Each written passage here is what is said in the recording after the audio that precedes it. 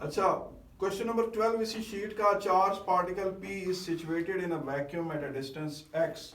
A charge particle P is situated in a vacuum at a distance x from the center of a charge conducting sphere of the radius r.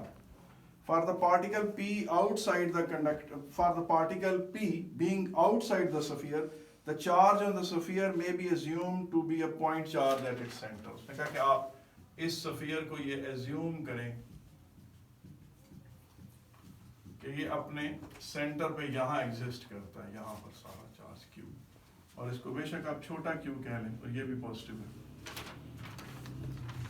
State Coulomb's law वो लिखा हुआ है, point charges attract और repel each other with a force which is directly proportional to the product of charges and it is inversely proportional to the square of distances between them.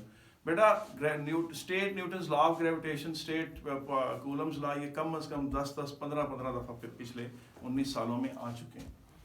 अच्छा जी, the sphere and the point P are both positively charge. State the direction of the force acting on the particle P। जाहिर है इस तरफ को उसको धक्का लग रहा है, इस तरफ को फोर्स लग रही है। ये state the position of particle P for the force to be maximum. इसको उठाएं, यहाँ ले आए तो इसके ऊपर मैक्सिमम फोर्स लगेगा, बहुत बड़ा जितना लग सकता है, मैक्सिमम फोर्स इस तरफ लगेगा। उसे कहें at the surface of, bring it at the near to the surface of sphere.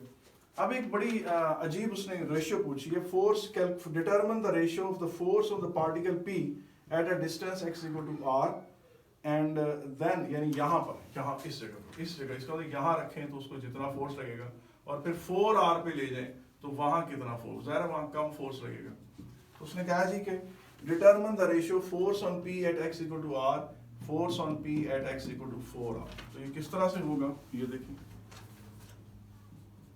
K Q over r square over K Q over 4r whole square, K Q over r square divided by K Q over 4r whole square, K Q over r square multiplied by 4r का square करें तो कितना होता है, 16r square over K Q